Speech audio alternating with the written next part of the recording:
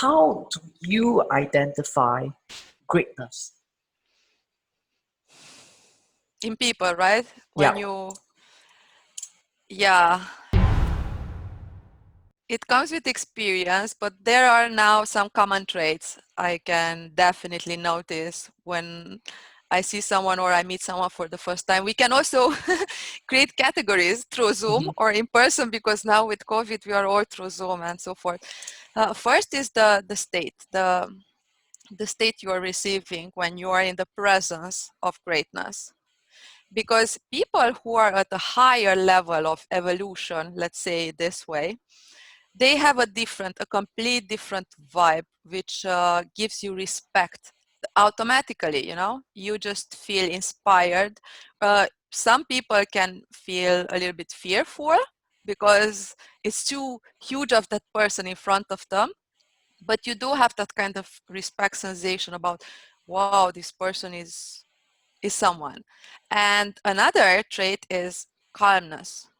The real great people are very calm. They know how to make you feel comfortable, even if you are just like nobody.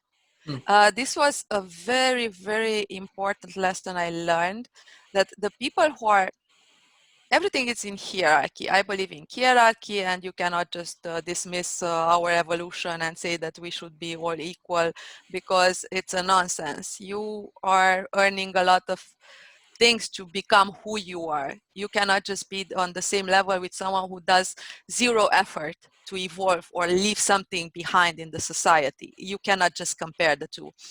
So someone who grows and it's on a higher level, already you can presume that went through a lot of hardship, but tons of hardship, failure, Hmm. bad things that happen, and still it sticks to the root and achieve that higher level. No one can achieve a higher level without going through so many bad situations as well and failure. So they become at some point humble, and you can sense that humbleness. For example, such a person won't lose time just to stay with you. It's better to say, I'm sorry, I'm very busy, I need to do something else.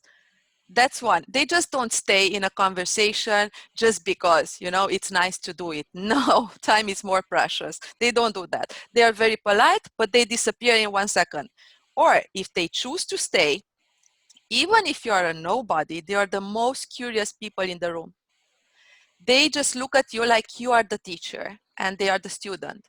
They are truly interested. If I spend the time with you 1 minute, 60 seconds, or 1 hour, I need to take the most of that time. So they are listening, they learning from you, because you're a different person and you have different lessons, even if your life experience is not as much, but is different. And I sure have there something. And they are like the most curious student who want to learn things from you.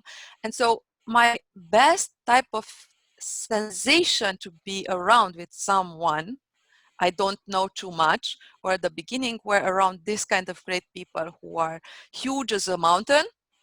They didn't know me before, but they truly want to know me or to understand what I want to tell them, compared to the other extreme, not in the middle, like just take the two extremes. At the lowest level, those people will talk over you. I know that they won't listen. They have the recipe and solution for everything, and they just want to prove and show that they are the most important people in the room. And the first category, they want to show the opposite. They are like invisible forces, energies who are just there and who want to learn more, want to grow more. And so they know that by imposing their status, they won't learn anything. They talk last, they ask a lot of questions. They have that kind of vibe which makes you feel that you are the most important in the room.